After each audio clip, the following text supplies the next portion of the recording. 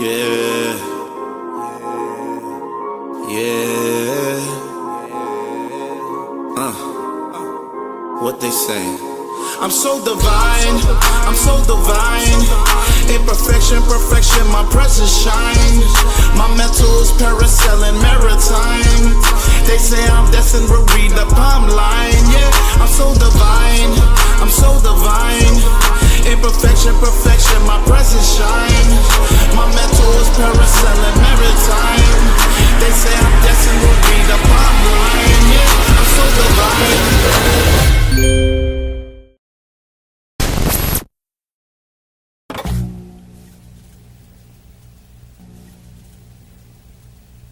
Welcome to the H.G.R.G podcast, episode 28.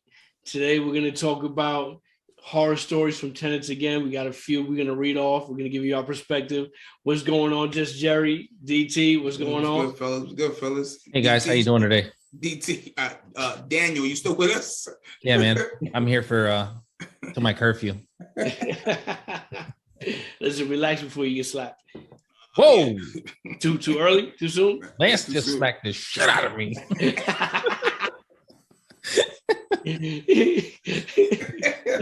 Keep your curfew out your mouth.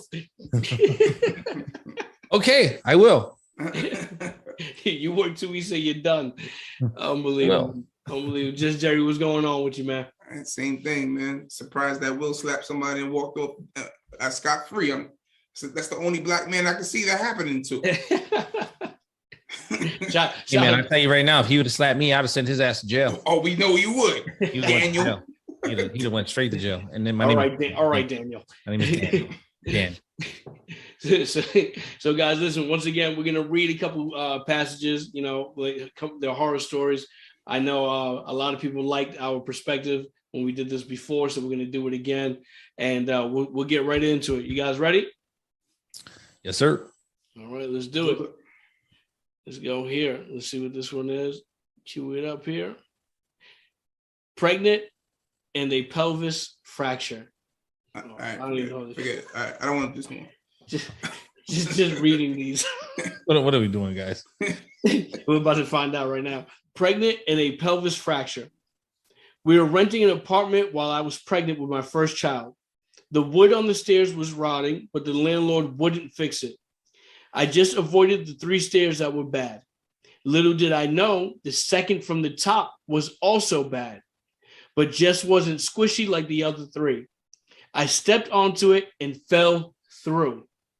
I was seriously hurt and had to spend time in the hospital because I got a hairline fracture in my pelvis. All right. Okay. So DT. Whoa. Let me start with you. This person here is renting an apartment. You know, the wood on the stairs. Are they talking about the wooden stairs interior or exterior? They're talking about. It sounds to me like they're talking about the top. Yeah, we're talking about interior. Stair tread. Interior. Yeah. Okay. And it says, little I know, from the second to the top, it was also bad, but it just was squishy like the other 3. I stepped on it and I fell through. I just want to know what type of human being, a pregnant human being, can skip 3 steps. Well, that's a great she question. Was good at it. How pregnant was she? Is it possible that she broke her pelvis because she was skipping 3 steps at a time? Well, it says here that, you know, that she fell through as if the stairs gave. That's what it sounds like. So that's what it sounds like. Yeah. So it wasn't that she said that she fell down the stairs and are we going, you know, were you skipping 3 and then, you know, you busted your ass. So now you're trying to say it was the stairs. She's saying she fell through. Yeah. That's kind of. I got a question. I got a question for you off of this, right? So, and I'm asking this because I think this is this is kind of where we should go with this, because I mean, it's pretty self-explanatory, right? The story it jumps off the page because there's a pregnant woman with a broken pelvis, right? So aside from that, this is something that could possibly happen. Lord willing, this pregnant woman with a broken pelvis, you know, healed and had a healthy baby, healthy mother. But let me ask you this: as a tenant, right? If you live in conditions like this, right? You're in a property that you're renting from an owner, whatever, you live there for a year or whatever the term is, 5 months or so, and you have these conditions, and you reach out to your owner, your property manager, your landlord, your owner, and you're presenting these fixes that are clearly health and safety, and they don't 100%. repair them. Are you just stuck? Do you have an option? Yeah, Do you just have to live like this? I mean, there's only one staircase, right? So I have to go up and down the staircase to get to all the bedrooms are upstairs and the bathroom is upstairs. So I have to go upstairs. It's not like I can avoid the space, right? It's not like, hey, just don't go over there until I can take care of it. Like this landlord, according to the story, is just not repairing it, right? So do I have an option? Can it get fixed? Can I force the landlord's hand? Is there a way? What are we talking? Money talks. Money talks. Money talks. When you start withholding the money, all of a sudden people start to show up. You start getting conversations that you couldn't get before. Is that right? People start bending. I mean, as long as you put in an escrow account or a savings account or something like that to show that you have the money. Mm-hmm. I mean, yeah, I don't see why not. Because if they decide, the landlord, the management decide to take you to court, mm-hmm. you have proof to show, hey, listen, I didn't do this because I didn't have the money. Mm-hmm. I did this because I needed real fixes here.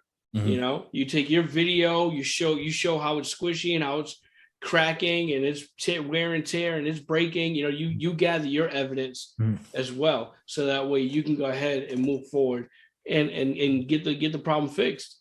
For sure. Yeah, what do you think? There's what Lance said, and then there's I'll make sure that I called you a couple times, make sure that you understand that it's on record, and then I'm going to the city. And then I'm talking to other people. They're gonna force you to do it. Yeah. You don't want to talk to me? Okay. I'll talk to somebody that's higher than you, and then they're gonna make you do it. Mm-hmm. Either or, but you're gonna get it done. It's gonna get done. I don't even have to hold the rent. I'm gonna talk to somebody that's gonna come over here and make you. Now I'm gonna complain about all the other things in this house, and now that $1,000, $2,000 bill became $10,000 bill. Mm-hmm. Now I'm gonna throw all the extra stuff in there. Yeah, and let me explain how that happens. That's a great point, Jerry.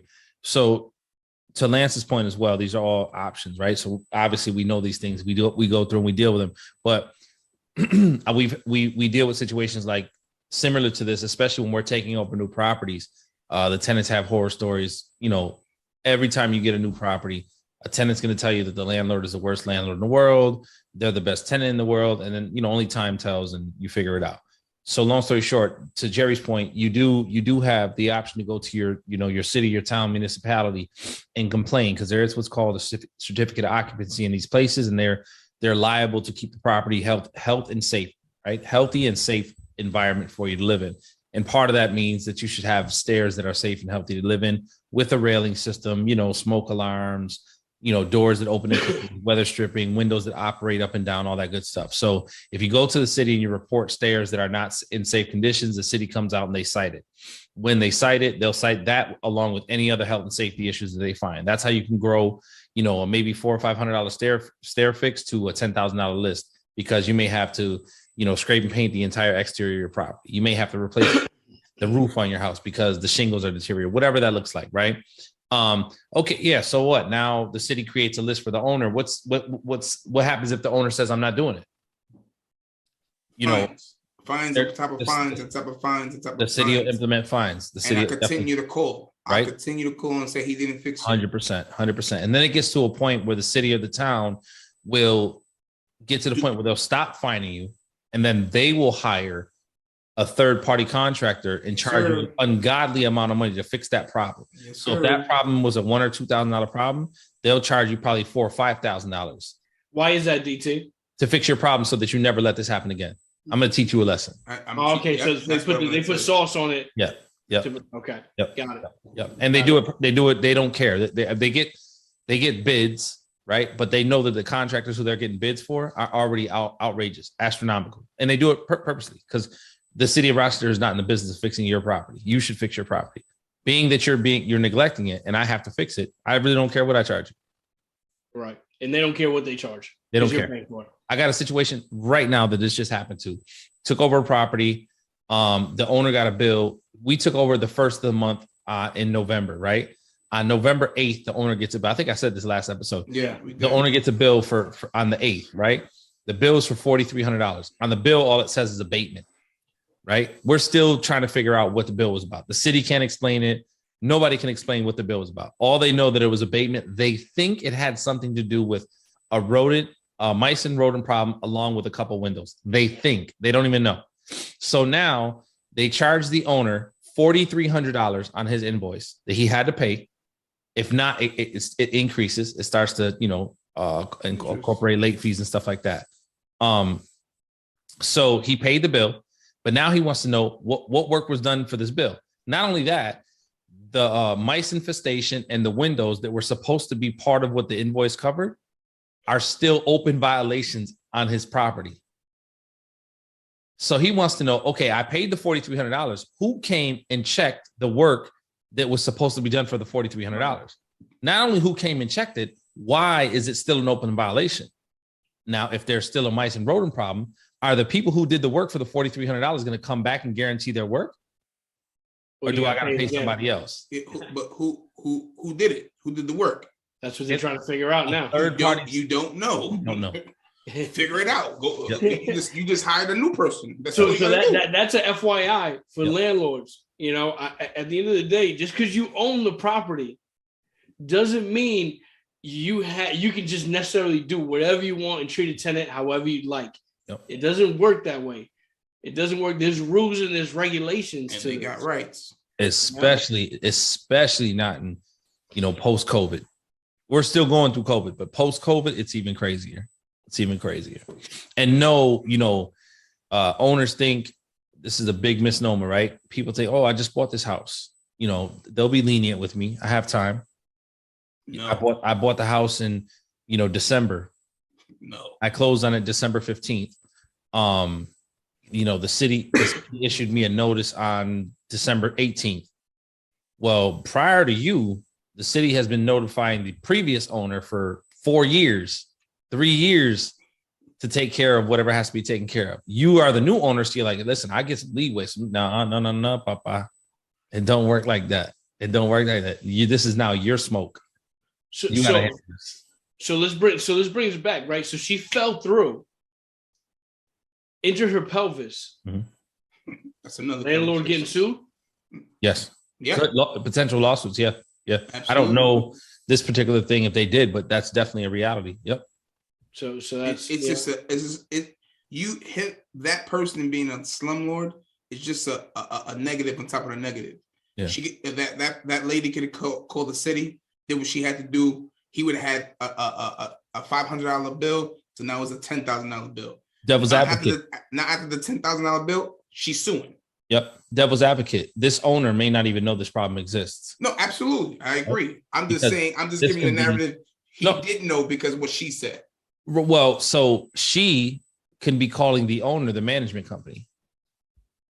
Well, the management, we spoke about this. The management company represents the owner. So right. I'm not making a difference on that. Well, you might not. I'm the tenant. Right. You might not as a tenant, right? Yeah, I'm the tenant. But so devil's advocate, let's say Lance is the owner of this property, right? I'm the property manager. You're the tenant. Okay. You notified me, the property manager, that these stairs are bad. Absolutely. I never got them corrected. And I never notified Lance they needed to be corrected. Right? So I'm suing you. They're suing me and I'm gonna sue you. This happens, right? This happens to you, excuse me. Now you sue Lance, right? Lance finds out that there's neglect. Now Lance sues me. For the tenant's eyes, I don't care who I sue. I'm suing. Well, you should, because if you don't sue the right person, you won't get paid. I'm suing the guy who owns it. That's what I'm going for. Yeah. And that's the guy who's responsible, regardless of the fact. Now, what happens if Lance doesn't have insurance? No, that's another problem. That's another conversation, brother. No, I mean, none of this is a conversation. But that property that she's renting might be her property. Yeah. And it's all said and done, A lot of variables there. You just want to make sure, obviously, you cover your get insurance for your property. All right, for sure. I mean, it's surprising how many people we talk to that say I don't got insurance, and right, exactly. Like, I learned that a lot. Working with other people that some people don't have insurance, It's crazy, with people living in the property. Right. So Right. it's worth it. It's worth it. Guys, listen here. The next one. I have the poopsie oopsie. Love these shits, man. These titles. It sounds like you made these up, Lance. There's no way. I definitely not that creative. I'd say that right now. I'm not that creative. There was literal, actual sewage backing up into our basement. Water full of poop and God knows what else.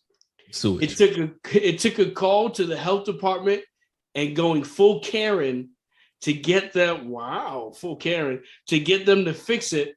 And they tried to blame it on me flushing tampons before their own handyman discovered the tree roots growing into their pipes. And this is in bold, then they acted like they were doing me some huge favor by stopping the poop water from backing up into the house. Exclamation point. On 1,000. Not 8 times. Let's play a game. Let's play a game. What nationality are they?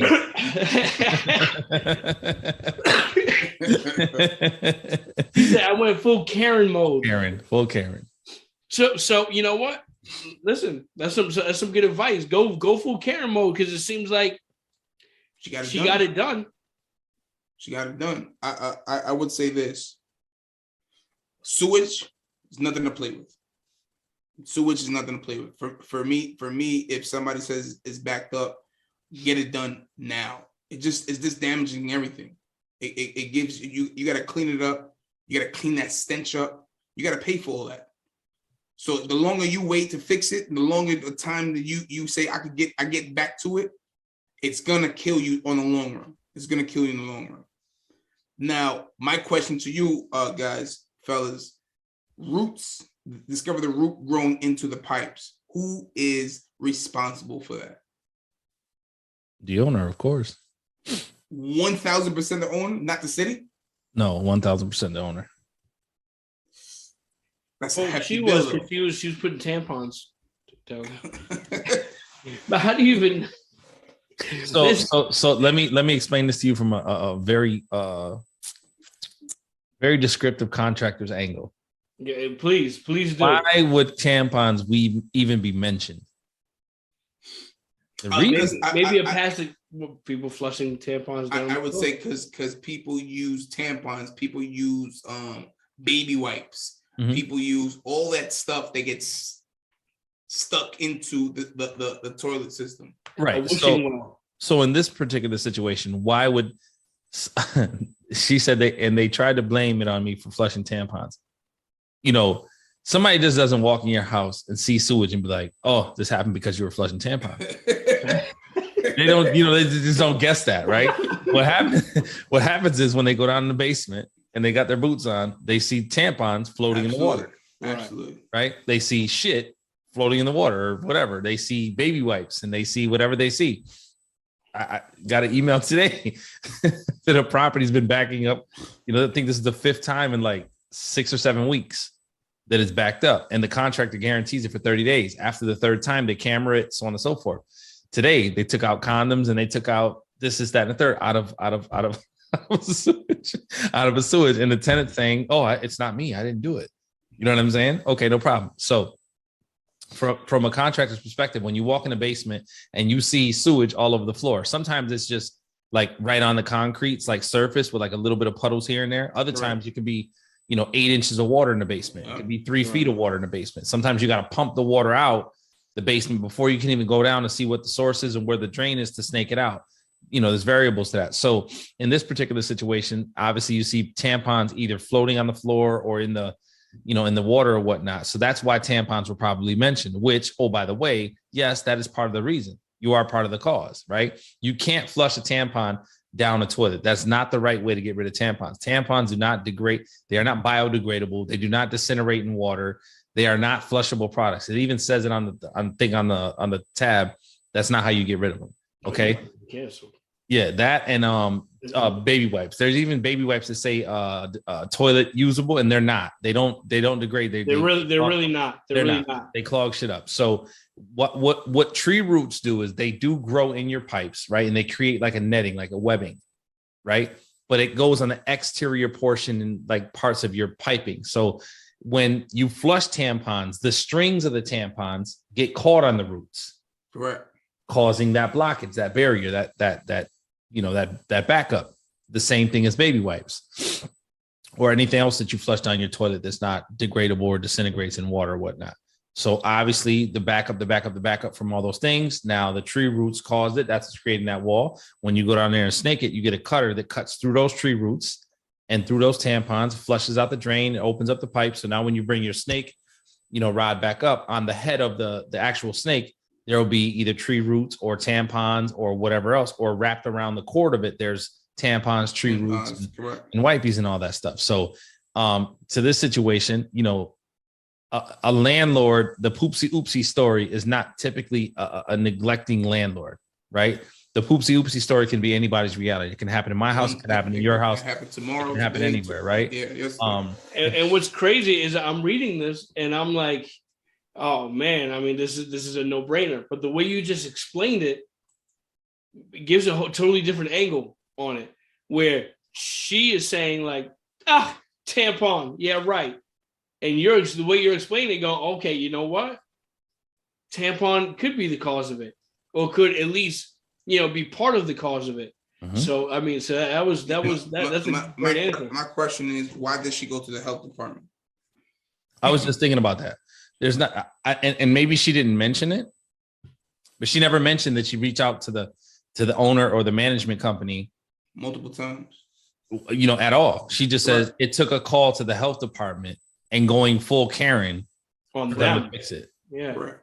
So I don't know if she went full Karen on the health department, and we also don't know, what town, city, or municipality they're in, because there are some towns and some municipalities that the town will actually come into your basement and snake out your drain.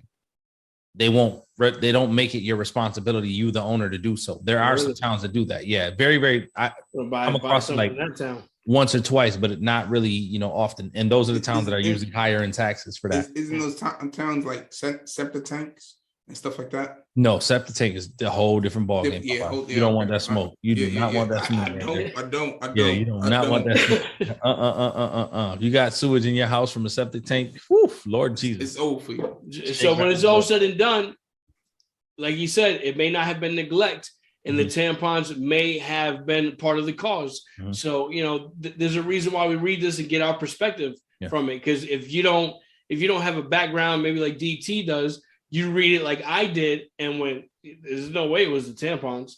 Yeah. But now that you said it, it shifted me right away. Mm-hmm. I said, okay, this makes sense how you're explaining it. 100%. Brother, we've taken out T-shirts, we've taken out toys, we've taken out sneakers, sandals, flip-flops. The weirdest thing, hats, the weirdest thing you could think of, we've taken out of drains. I mean, the weirdest thing ever, like crazy stuff, phones, flip phones, flip phones, like for real. Like, you still make these? Yeah, right. Well, my kids flip phones with a bunch of white powder substance as well. Crazy. Everything down that toilet. Crazy. Unbelievable. And then stuff like this, so, just to go a little bit deeper, not without going too crazy. So when you get the tree roots through your piping, that also could be a sign that your piping has been compromised, right? So if your tree roots are growing through the piping, that could be a situation where you're underneath the ground, depending on where your house is built and the age that it was built. There could be clay piping underneath the basement floor. So the clay piping can get penetrated by those tree roots. And then now you have, a compromised drain. So it could lead. That's the way I was going when I said who's supposed to be taking care of that. The owner. Now what can happen is it can lead to the owner having to get the pipe now cameraed. There's a camera system that you throw down your drain system, and it camera views the pipes and make sure they're solid and intact, and it'll tell you how far you are, where you're at. And if the piping is compromised, if it's broken, you may have to dig up your basement floor and replace a section of piping. If it's compromised past the foundation of your house, you may have to install what's called a lot line cleanout, gentlemen, which I know you guys are familiar with. Correct. And a lot line cleanout is basically you're creating a separation, because when your house, depending on where the houses are, how old they are, when the houses are originally built, and they're connected to public sewers, it's from your house directly to the street. There's no break in between, right? So when you do a lot line clean out, you're making a breakage in between your house and the street. And typically it's normally a foot away from the sidewalk. So once you create that separation, you put a drain that comes to your grass line, right? So your grass line drain is a straight pipe that goes down to your clay pipe, and which goes to the street. So now the homeowner becomes responsible from the home side to that drain in your grass. And then the city or town is responsible from your grass to the street. So if your pipes are broken past that connection, what's called a lot line clean out, it's now the town's responsibility. Sure. So we had a situation like that in a property, right? We go to a house, we had a leak, drain 3 or 4 times in a month, camera it out. Long story short, the pipe is broken in the street. It's like 65 feet away, the pipe is broken. So we installed a lot line clean out. It was like $1,800. This was like, I don't know, 10 years ago. So we installed a lot line clean out, $1,800, right? When we installed a lot line clean out, the town comes out. They realized that the pipe in the street was never connected to a sewer. So it was just ran to the street. So for, I don't know, 100 years, 80 something years, shit and piss and everything was just running underneath the street. That was never connected to like a main sewer line. That cost the town probably 80 grand, 50 to 80,000 to reconnect, and because the sewer pipe connection was probably 200 feet away. They had to dig up the street and all that stuff, right? Redo it. So they redo this whole job, right? Takes them probably like 2 weeks or whatever, a week and a half to finish the job. Bro, 2 weeks later, the house catches on fire and they demolish it.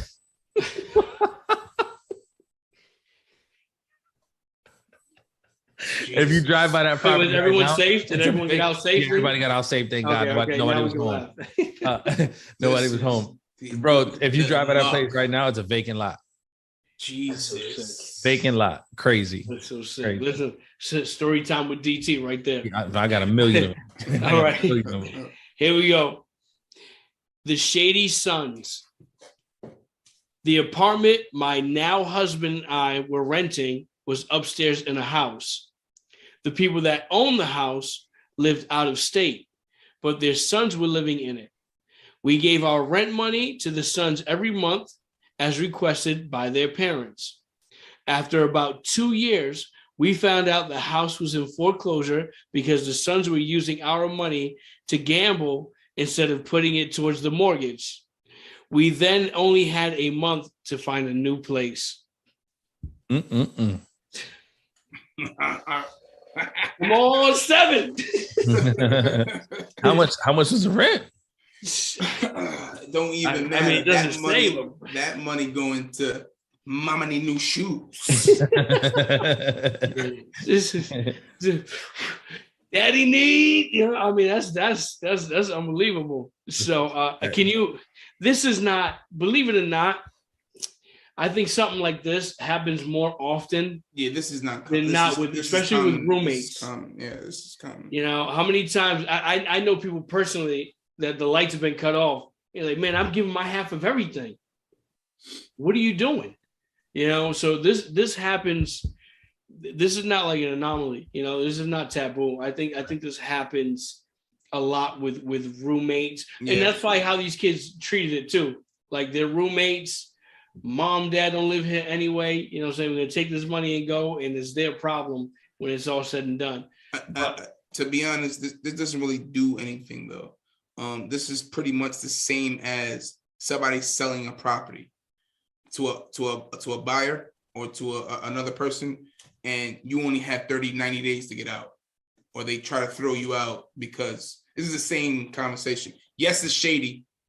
But if I was selling the property, and they wanted the whole house for themselves, that would be one of the conversations in the contract. It would be different if you were like married and you think your husband's paying the mortgage, and all of a sudden your house is getting foreclosed, and now your life's about to change. That's different. But Right. this here, and that's a great point. If the parents put the house on the market, especially nowadays, it's the same thing.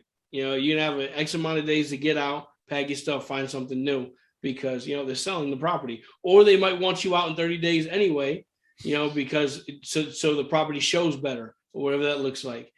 So at the end of the day, this is not new. Let me ask you, let me just throw a little rock at the glass house. What if they have a lease? Not with this situation, with your situation. I just said, well, my situation. I just said about buying the house, but they have a lease. It's getting foreclosed on. Doesn't matter. Yeah, in this situation, doesn't matter. Whatever, you can have a lease. You can have Jesus. It doesn't matter. It's one foreclosure. You're going out. You're getting out of there. No. Yeah. No. What Yeah. do you mean, No. Yeah. If you buy a foreclosure with a tenant in it, Yeah. you buy that foreclosure subject to the tenant's rights, Yeah, absolutely. Squatter rights. I know that. which not squatter rights. You said if they have a lease. Oh, which we're going with lease. include- We're going with lease. Okay. Yeah. Yep. Oh, yeah. I'm not saying in this situation So why did they I'm only talking have about a the month to buying find a new situation. place? because they were scared. What do you mean? Because it says here, after 2 years, the house getting foreclosed on, we only had a month to find a new place. I would take this as they only got a 30-day notice that 30 days from now, we're taking over the property. And then I would also take this in place that they don't have an active lease. It's probably a month-to-month lease. Correct. So my thing is this also, usually in a foreclosure, it's a bank or it's possibility that a bank is taking over that property and then we'll sell it. There's many levels to foreclosures. Right. So So what happens if it's a bank? Huh? What happens if it's a bank? You get to stay in there, and the bank's going to go through. The bank has to evict you. The bank has to evict you. Yeah, you got to understand, man. When you sign a lease, and you're signing a lease with the actual owner to that property, you now have rights, and depending on which state you live in, the municipalities and all that good stuff, those rights will be subject to you no matter who owns the property. Period. I wish I had the contract, the lease. Right. My question is to what I said before. They bought the place, and if it's not in the contract saying, "Hey, I get everybody out," you're saying the tenant still has the rights when the seller sells to the buyer. What do you mean if it's not in the contract saying, "Hey, get everybody out"? What do you? So when I buy a property, if I don't want a tenant there, I want it to be vacant. I put it on the contract saying contingent. Contingent to removing everybody in this property. So that's not in the contract, and a buyer buys this house. If that's not in the contract, and a buyer buys this house, what rights does the tenant have? All of them. Everything, and it's still on lease. No lease. No lease. Hold on. Is there a lease or is there not? No lease. Either or. One with lease. Take that option. So the one with lease, you are subjected to whatever is on that lease. 6 months. So you're subject to those 6 months. 6 months, 100%. No lease. Then you're not subject to nothing. So I can walk in kicking people out. No, you can't walk. You got to give. Well, depending on the market you live in, if they live, so like in our market, where if you've lived there for 1 year, you get a 60-day notice. If you live there for 2 years, you get a 90-day notice. So if you have a month-to-month lease, I have to give you a 90-day notice to vacate the property. Correct. Okay. I just want to make sure everybody understands that. Go. Yeah. Cool. So at the end of the day, you still have some protection. I got a story. So I'm sure you do. Story time with BT. I got a guy, an investor bought 2 duplexes. So, good deal, off market properties. He has a plan for him. He's going to go in there, put some money into them, whatever, Burr method them out, get every single dollar. It's a great Burr deal, or he could flip them and do well as well.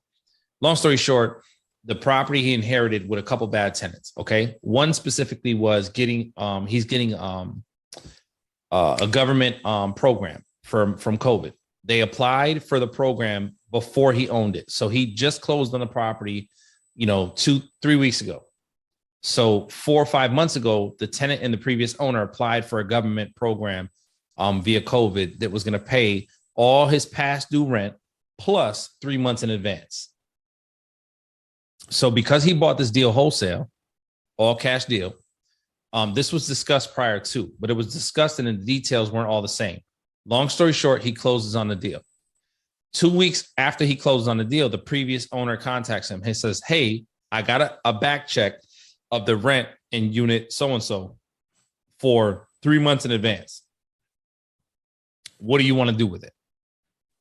Prior to him closing on the unit, he asked the attorney, the attorney that represented him in the deal, hey, if they get the funds for this program, am I subjected to the tenants, even though they accepted the funds for that? Can I deny those funds and just evict those people right off Jump Street?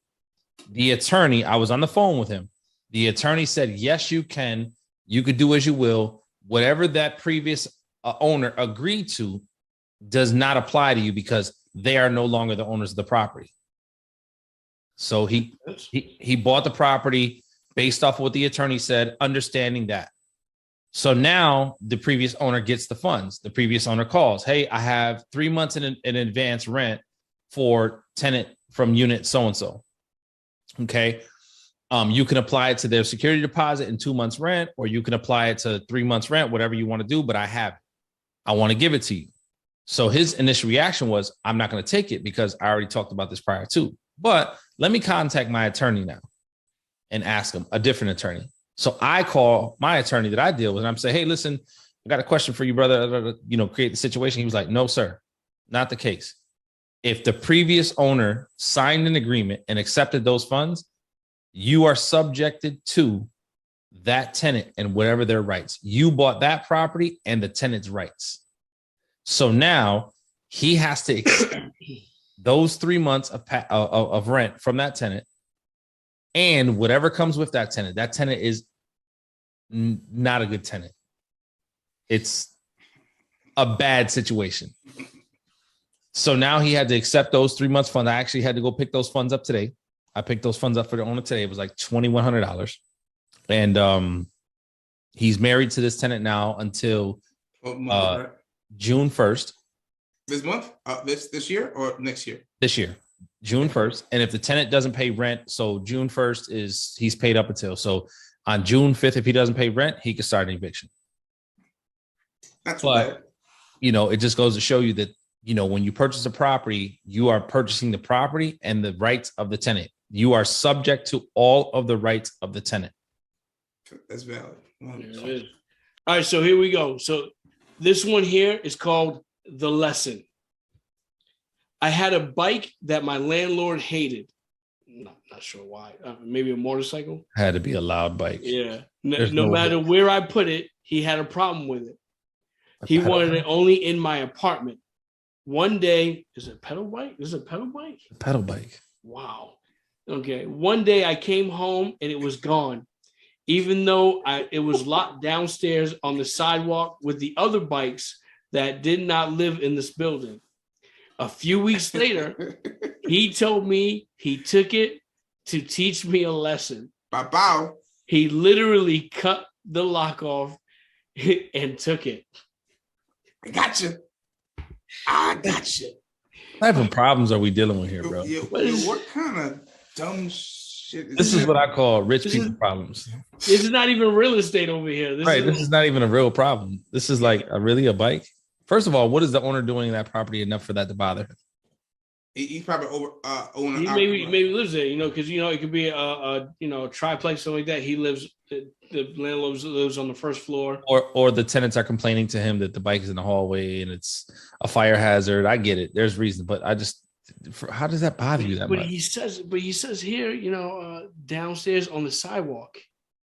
Yeah, he said he hated it no matter where he put it. It doesn't even make sense. Why? But let me ask. First off, let's go to the story.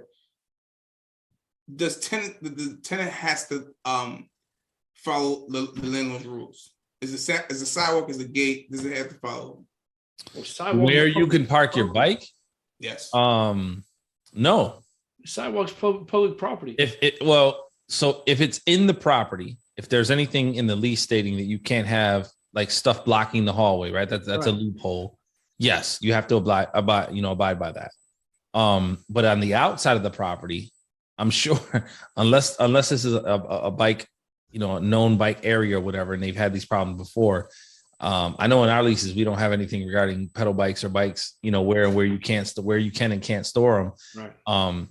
But maybe if we were in highly trafficked bike areas, it would be something. But on the outside of the property, I'm sure there's no painted line parking spaces for bikes.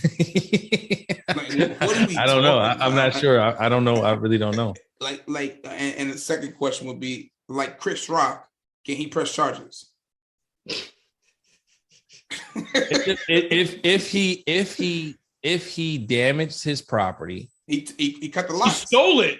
Well, he cut the lock off. He cut the lock off and stole it. Right. He got you. He got you. Yeah. I got you. My ass will call the cops. He said, I got you. There's a lot of variables. Where did he steal the bike from? Can he prove that he stole the bike? Does he have video footage or evidence saying that he cut the lock? Does he have a text message or email saying that the owner admitted that he did it? DT, stop. All right. Stop. He stole it from the sidewalk. Is there proof? And then here's the proof. Some time goes by, then brings the bike back and goes, try to teach you a lesson, motherfucker. You know what I'm saying? Like that. I mean, what? I don't understand it. So that's not really like that would never stand in a court of law. Yeah, because what if he says, I don't know what you're talking about. I gave it to him because I found it. Yeah, I saw somebody walking by. He said, I tried to teach you a lesson. He's not gonna tell the cops that, is what I'm saying. Yeah. It doesn't stand in a court of law. He's not gonna tell the guy. So it's not. You're not saying what you know. It's what you can prove in the situation. Obviously, as we know. But it still stands. I mean, there's no question that the guy took his bike. Right. Well, based off the story and what it sounds like, yeah, there's no question. Right. And all we can do is go based off, the story. But I mean, what's your apartment look like, buddy? I mean, what apartment is your apartment shit nice? is happening in the world right now. So we have apartments in like hip areas, like the Park Avenue areas where biking is a big thing. And the tenants, sometimes you'll see them in the hallways. You will, right? You'll see them in the common spaces, but for the most part, they have like these racks like in their apartment. Yeah, they'll hang them up on. Yeah, exactly. And then if it becomes a problem, like we even have some properties that have bike racks like on the outside. Right. They're like these little. They're like 6 or 8 foot sections of. They're like blocked off, right? They got bars, so the wheels fit in between the bars, and then you could chain the bar, the wheel to the bar.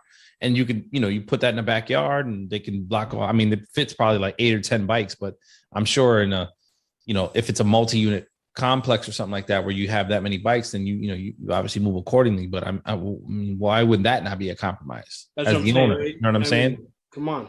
Hey man, you're having an issue with your parking spaces in your garage. Why don't I just buy this thing for you and provide it in the backyard where you could just chain your bike up right here and it makes everybody happy? Like what's the problem?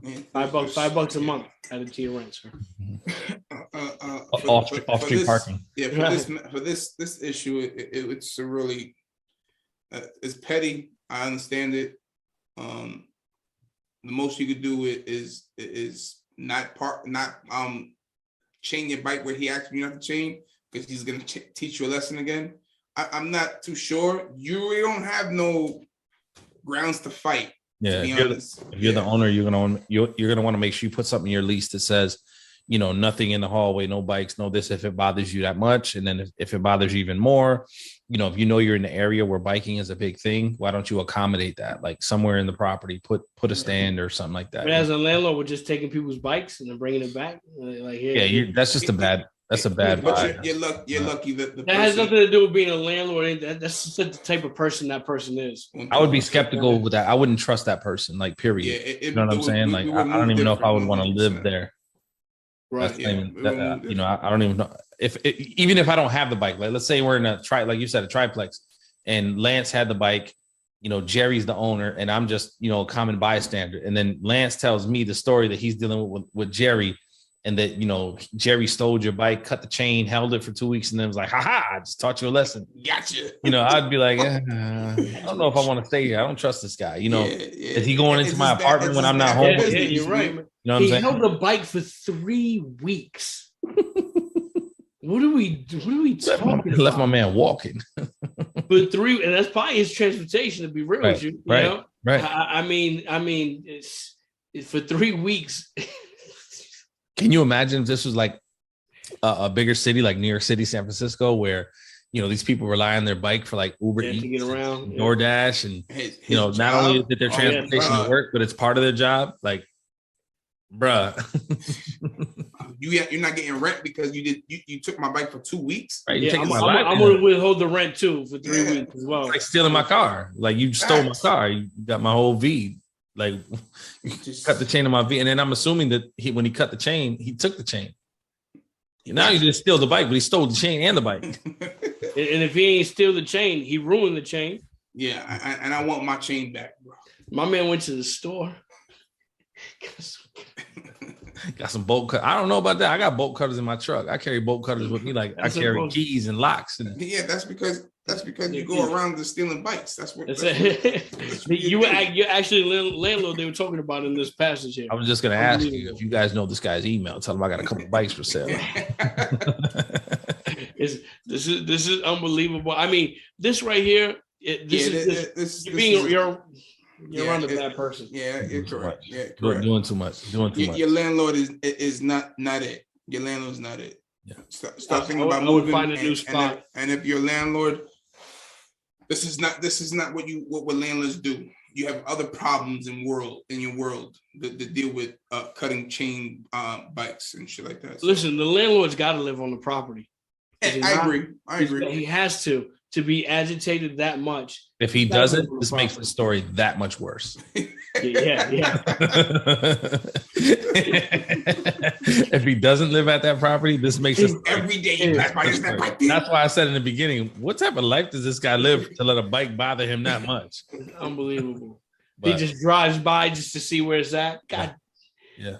You guys have any experience with a landlord that had like, he was OD like that. He kind of just lost his wig over nothing, or had a situation where maybe even you had a tenant that you bought a property and one of your tenants had their last owner was this way, that you have an experience?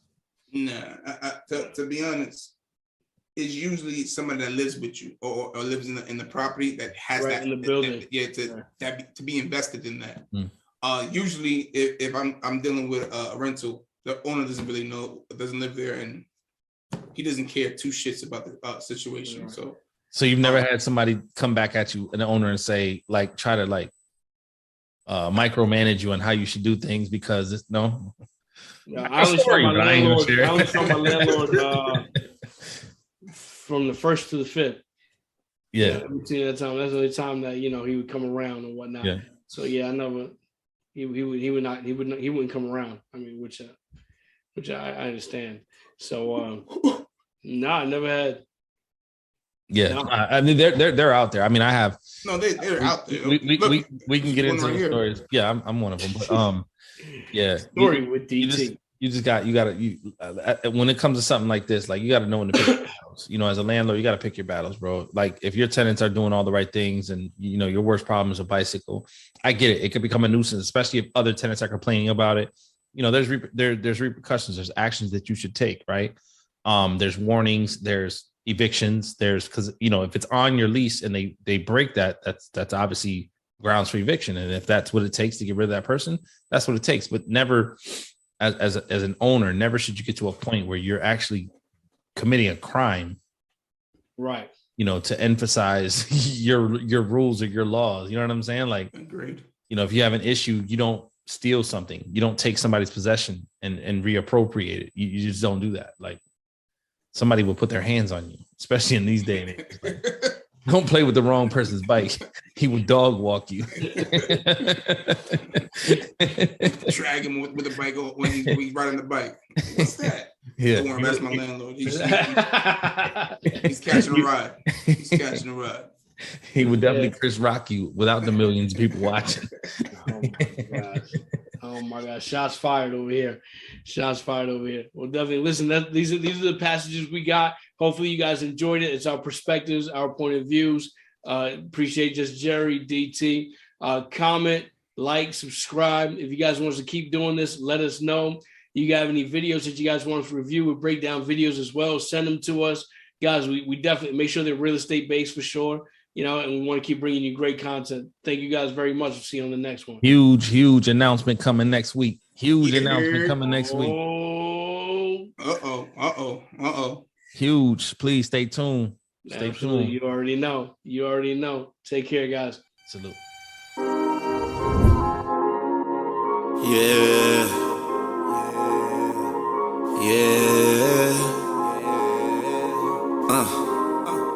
What they say? I'm so divine,